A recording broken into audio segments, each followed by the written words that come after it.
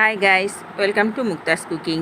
আজকে আমি আপনাদের জন্য নিয়ে এসেছি চাপা শুটকি ভর্তার রেসিপি। আসুন তাহলে এবার এর পুরো প্রণালীটি আমরা দেখে নেই। এবার প্রথমে ফ্রাই প্যানে 1 টেবিল চামচ সয়াবিন তেল দেব। তেল সামান্য গরম হয়ে গেলে আমি চাপা শুটকি দেব।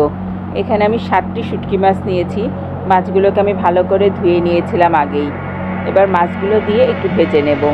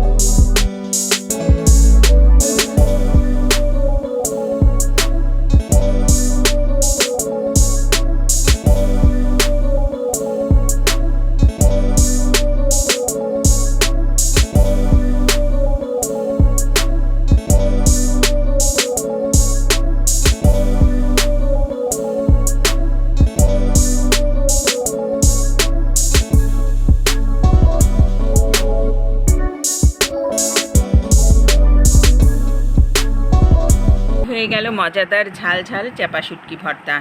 আপনারা বাসায় ট্রাই করবেন এবং কেমন হয়েছে জানাবেন।